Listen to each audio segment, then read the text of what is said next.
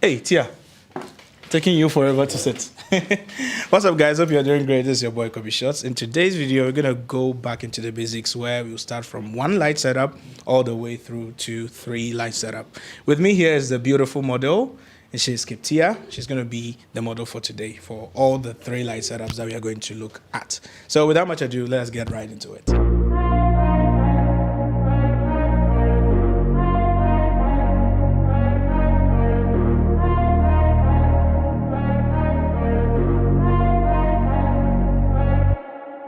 So yeah, guys, this is our first setup, a 1 light setup, and it's going to be very simple, but we're going to configure it in some diverse ways. We're going to reposition it and, try to eradicate some of the shadows that are going to be caused by this particular light, because you're not using a reflector first of all. Because normally, if you want to bounce some light back into where the light doesn't touch, you're going to have to need a reflector to do that. But in this case, you're not going to do that because sometimes you can prefer to go with some contrast. That's what you're going to get with this. And the setup I'm shooting on is Canon EOS R with a 50mm 1.2 lens. And I'll be triggering the AD600 with the Godox X1T trigger. Okay, so let's start. My settings are, I'm shooting at shutter speed of 1/800 and an f.2 of an aperture, and I'm shooting at high speed sync so that can get more contrast and still beat the sync speed of the camera. Okay, so Tia, can you please reduce the height of where your face is? So lower your head a little bit more. Okay, cool. 3, 2, 1. Good. Okay, so in this picture, definitely you're going to not like it because of the nasty shadows that we have here. So what you can do if, for instance, you don't have a reflector on set is that you can make your model set up right a little bit more and lift her face up instead of lowering her head. So can you lift your face a little bit? Not too much, lower it a little bit. All right, cool. But straighten your head. Okay. Chin up a little bit. Good. 3, 2, 1. Okay, now you see that there's a huge difference over here. When she had her face lowered, there were a lot of deeper shadows down there, under the chin, under the nose, and the eye sockets. But comparatively to this particular picture, it's a little bit much more opened up. But of course, you're still going to need a reflector if you want to eradicate most of the shadows. Okay, so this is actually one setup that we call the butterfly configuration, where the light is actually positioned above the model in a 45-degree angle. And let's look at what we can also do with other configurations, still with a 1 light setup. This is our second lighting configuration where we have the light right on top of our model.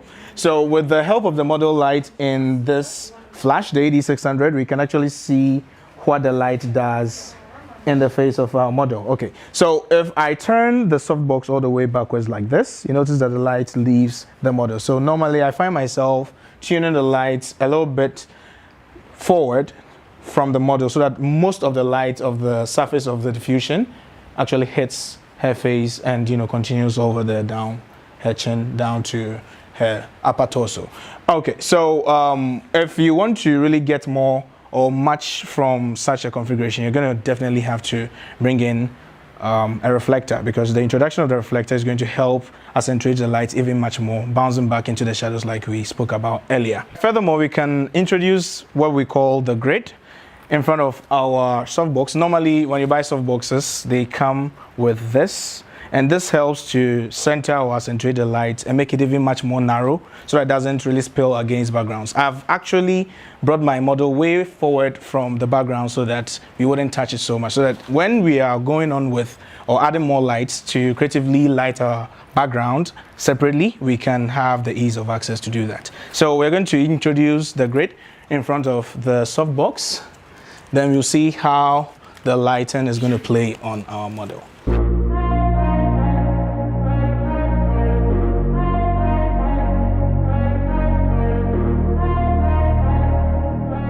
In the previous pictures that you just saw, you notice that the introduction of the grid was giving us a lot of shadows, and we are going to try to eradicate that or to take that out by bouncing light back into the subject where the light doesn't fall. And that's why we have the reflector here. So Ben is going to help me out with assistance. So Ben, what I want you to do is place the reflector right underneath the model this way.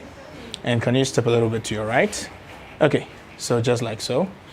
Then Tia, I would like you to face me this way. So when the light shoots through the diffusion panel of the softbox, plus going through the grid itself, it hits the surface of the reflector, bounces back into the areas that the shadows are, and our light is narrowed because of the grid, and so we are still not going to get light spillage against the background behind our model. Okay, so let's take a couple of shots, right?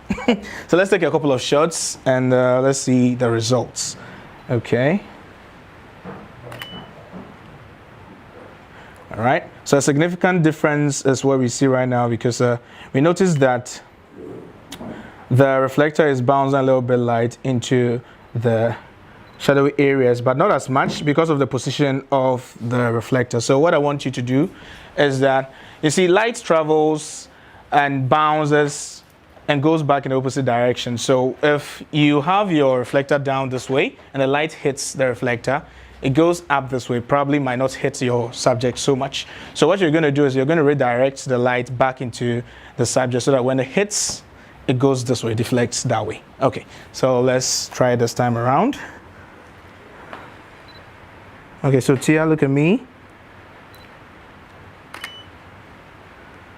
Good. So you notice that it is much more open in the area of the chin, the neck area. Okay, still maintaining the same power. All right, and likewise, if we let the light bounce against the reflector from this particular angle, you're going to notice that the light will hit the subject from this side, just like the reflector is being a second light or whatsoever, but it's just a reflection or a bounce back into the shadow areas. So you should always be mindful about where you position your reflector, because that's where it's going to bounce the light back into the subject's face or wherever it stands against. Okay. All right. Okay, so this particular configuration might not be ideal for everyday portrait photography because you're going to get a lot of dramatic shadows there. So what we're going to do is we are going to change our configuration and ensure that the position of the light is quite, feasible to give us more light into the shadowy areas, and we wouldn't necessarily need so much of the reflector.